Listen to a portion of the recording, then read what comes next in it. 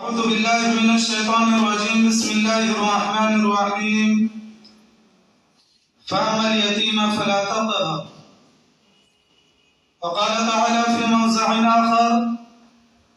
وبالوالدين إحسانا وذي القربى واليتامى والمساكين وابن السبيل. محترم ومكرم ناظم الفلا فضیلت الشیخ جناب مولانا عبدالواسع العمری حفظہ اللہ، ان کے دائیں جانب تشریف فرما مہمان خصوصی عزت مآب علی جناب ماسٹر عبدالستار صاحب حفظہ اللہ، دیگر مہمانان اعزام، اساتذہ کرام، میرے بھائیوں اور بہنوں، سب سے پہلے میں اللہ تبارک و تعالیٰ کا شکر ادا کرتا ہوں کہ اللہ تبارک و تعالیٰ نے ہم تمام کو ایک جگہ بیٹھنے کی توفیق عطا فرمائی۔ اس کے بعد میں آئے ہوئے مہمان خصوصی کا اور دیگر مہمانوں کا دل کی گہرائیوں سے کمال فرحت و مسرت کے ساتھ میں اپنی جانب سے انتظامیہ کمیٹی، اساتذہ، طلبہ و طالبات الفلاح کی جانب سے آپ تمام کی خدمت میں استقبال پیش کرتا ہوں۔ فیا اہلا و سہلا و مرحبا بکم، اور خوش آمدید کہتا ہوں۔ میرے بھائیوں اور بہنوں، ملک نیپال کے اندر ہم مسلمانوں کی اگر بات کی جائے، گفتگو کی جائے، تناسب اور آبادی کے اعتبار سے تو 3 سے 4% مسلمان ملک نیپال کے اندر رہتے ہیں، بستے ہیں، اٹھتے ہیں، بیٹھتے ہیں، صبح شام کرتے ہیں۔ بقیہ تناسب اور بقیہ آبادی غیر مسلم برادران کی ہے۔ ایسے میں بحیثیت مسلمان ہم ملک نیپال کے اندر اقلیت میں ہیں، ہماری تعداد کم ہے، اور اسی بنا پر اگر آپ دیکھیں تو سرکار کا بھی ہم سے انصاف جو کرنا چاہیے تھا وہ انصاف سرکار ہم سے نہیں کر پاتی ہے۔ یہاں کی حکومتیں ہمارے ساتھ انصاف کا معاملہ نہیں کر پاتی ہیں۔ ایسے حالات میں جبکہ ملک نیپال کے اندر مسلمانوں کی آبادی 3 سے 4% ہو، اس میں بھی اگر تعلیمی اعتبار سے ان کے بارے میں گفتگو اور بات کی جائے تو بہت ہی پچھڑے ہوئے ہیں، بہت پیچھے ہیں۔ ابھی آگے بڑھنے کے لیے ہمیں صدیوں سال پار کرنا ہوگا۔ صدیوں سال ہم پیچھے پڑے ہوئے ہیں تعلیمی اعتبار سے، اور اس پر بھی آج ملک نیپال کے اندر مسلمانوں کے پاس کوئی ایسی تعلیمی ادارے موجود نہیں، خود ان کا اپنا ذاتی نہ تو ایک اچھا یونیورسٹی موجود ہے مسلمانوں کے پاس، نہ تو کالج ہے، نہ تو اسکول ہے کہ جہاں پر مسلمان اپنے بچوں کو باآسانی پڑھا سکتے ہیں۔ ایسے میں کم از کم ہمارے ملک نیپال کے اندر بہت ساری تنظیمیں اور سنستھائیں اور جماعتیں پائی جاتی ہیں۔ انہیں سنستھاؤں میں، جماعتوں میں نیپال ڈیولپمنٹ سوسائٹی NDS جن کو کہتے ہیں شارٹ کٹ میں، یہ ایک سرگرم اور بہت ہی حساس تنظیم اور سنستھا ہے۔ اس کے ذریعے مسلمانوں کی خاص طور پر مدد کی جاتی ہے، چاہے وہ تعلیمی اعتبار سے ہو، طلباء کے لیے اسکالرشپ کا معاملہ ہو، یا جو دینی مدارس پائے جاتے ہیں، اسکول پائے جاتے ہیں، ان کے جو مسائل ہیں، مسائل کو حل کرنے کے تعلق سے ہو، الحمدللہ پیش رہتے ہیں۔ اور آج ہم اور آپ جس مسجد کے اندر بیٹھے ہوئے ہیں، یہ مسجد بھی انہیں سنستھا نیپال ڈیولپمنٹ سوسائٹی کا نتیجہ ہے کہ جنہوں نے اسکول کو تعاون پیش کیا۔ اس سے بڑھ کر جو ہمارے پاس شعبہ تحفیظ القرآن کے لیے 2 روم کی بلڈنگ ہے، اس کو بھی نیپال ڈیولپمنٹ سوسائٹی نے اپنے پلیٹ فارم سے تعمیر کیا ہے اور ادارے کے لیے تعاون پیش کیا ہے۔ اس کے لیے ادارہ بے حد شکر گزار ہے، پروردگار سے دعا کرتا کہ پروردگار تنظیم کے سنستا کے جو بھی ممبران ہیں، ذمہ داران ہیں، پروردگار ان کی خدمات کو تو شرف قبولیت سے نوازے اور دنیا اور آخرت میں اس کا بہتر سے بہتر بدلہ عطا فرمائے۔ حاضرین، دوسری بات کہ آج جیسے کہ میں نے شروع ہی میں کہا کہ یتیم بچوں کی جو کفالت کرتا ہے NDS، اسی کا جائزہ لینے کے لیے خصوصی مہمان آئے ہوئے ہیں۔ یہ یتیم ہوتے کون ہیں، کیا ہے یتیم، اس سلسلے میں آپ کے سامنے 2-4 منٹ مختصراً گفتگو کروں گا۔ اسلام ایک ایسا دین ہے اور اسلام کے پاس چاہے زندگی کے کسی بھی شعبے جات سے تعلق رکھتا ہو، چاہے کسی بھی قسم کے لوگ ہو، تمام کے تمام لوگوں کے لیے، تمام کے تمام افراد کے لیے اور طبقات کے لیے اسلام اپنے اندر تعلیمات رکھتا ہے اور ان تعلیمات کے مطابق ان سے عمل کا مطالبہ بھی کرتا ہے۔ لہذا انہی شعبہ جات میں ایک ضعیف، یتیم، نادار اور غریب یہ ایسے لوگ ہوتے ہیں جو سماج کے جو مالدار یا ذمہ دار قسم کے لوگ ہوتے ہیں، ان پر اسلام ذمہ داری عائد کرتا کہ آپ ان بچوں کی کفالت کریں۔ یتیم کہتے ہیں کہ ماں باپ میں سے کوئی ایک نہ ہو یا پھر دونوں نہ ہو، چاہے باپ نہ ہو پھر بھی یتیم کہلائے گا، ماں نہ ہو پھر بھی یتیم کہلائے گا، یا دونوں میں سے کوئی نہ ہو وہ بچہ اور یتیم کہلائے گا۔ لہذا سماج کے اندر ایسے بچوں کی کفالت کرنا، ایسے بچوں کے ساتھ شفقت کا معاملہ کرنا، اچھا برتاؤ کرنا،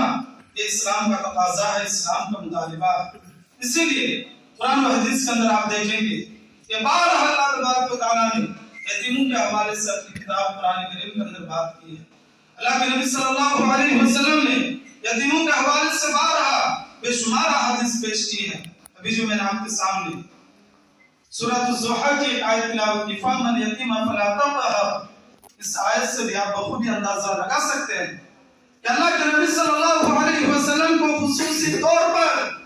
ہدایت دی جاتی ہے کہ آپ ہرگز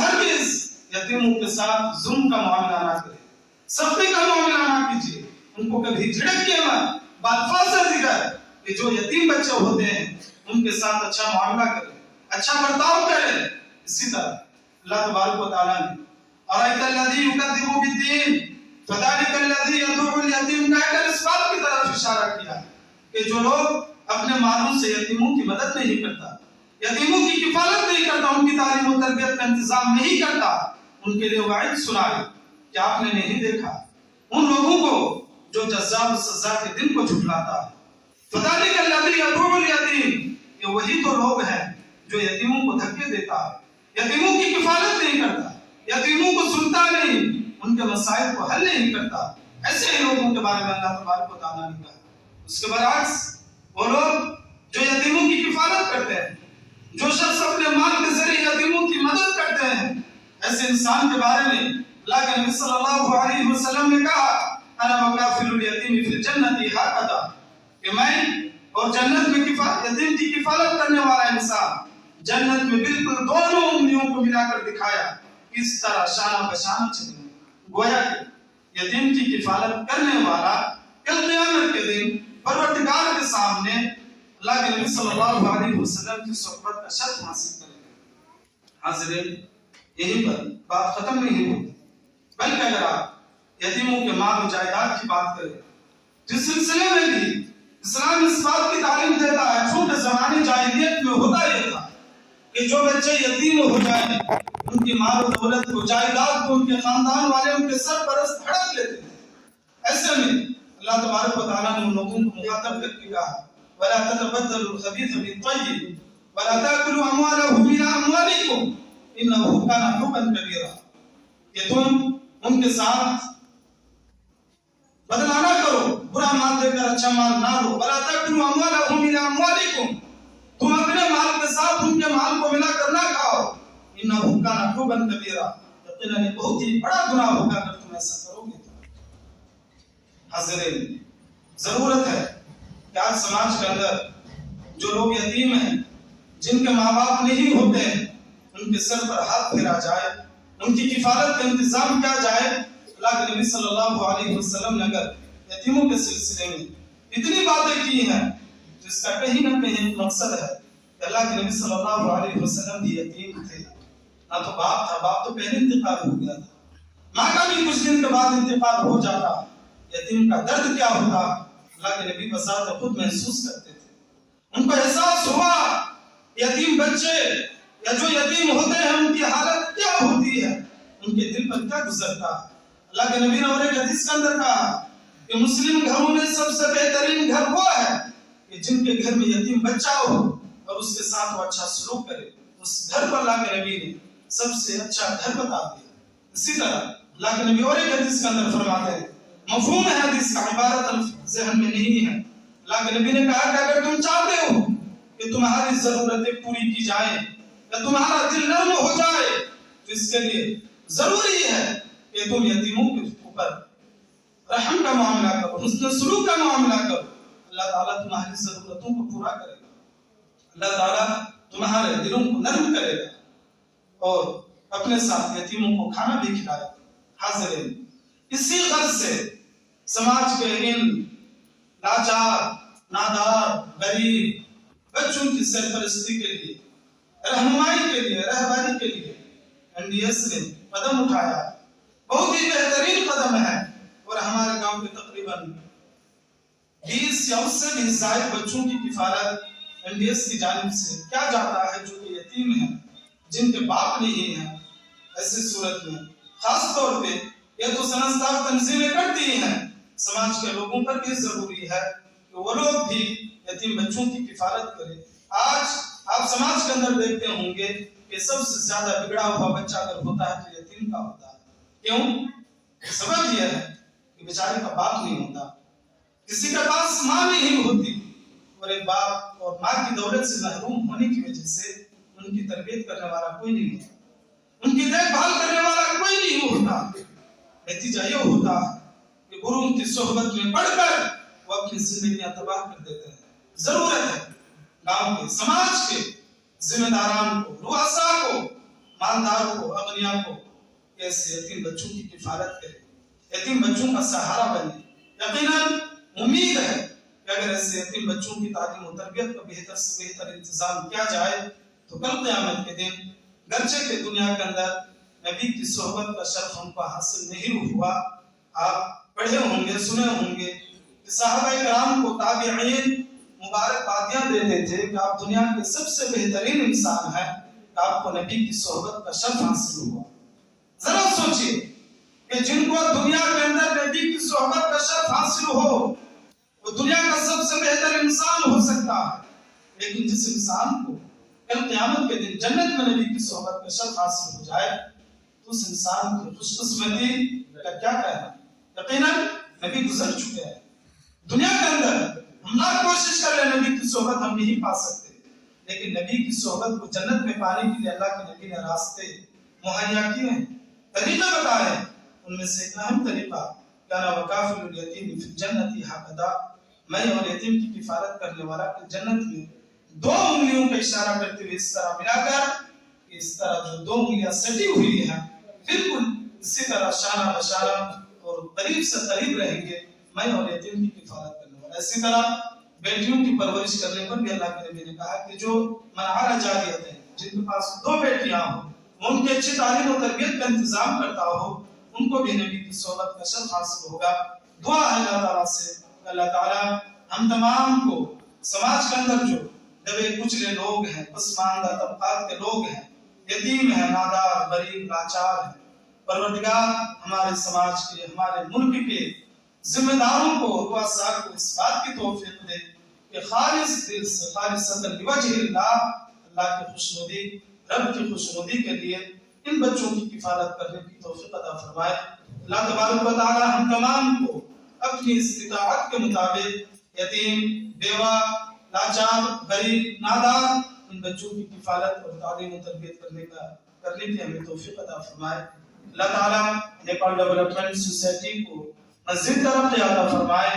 تاکہ وہ اسی طرح اپنے کام میں مصروف رہیں، ملک نیپال کے اندر جو مسلمانوں کے ساتھ خاص طور پہ مسائل درپیش آتے ہیں، چاہے وہ غریبوں کا ہو، یتیموں کا ہو،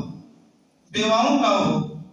طلباء کا ہو، علماء کا ہو، سارے مسائل کو پروردگار بآسانی ان کو حل کرنے کی توفیق، ہمت، حوصلہ اور جرأت عطا کرے، آمین۔ پھر میں نیپال ڈیولپمنٹ سوسائٹی کے تمام ذمہ داروں کا اور بالخصوص آج کے مہمان عزت امام علی جناب ماسٹر عبدالستار صاحب کا شکریہ ادا کرتے ہوئے، دوبارہ استقبال کرتے ہوئے اپنی بات ختم کرتا ہوں۔ شکریہ، السلام علیکم۔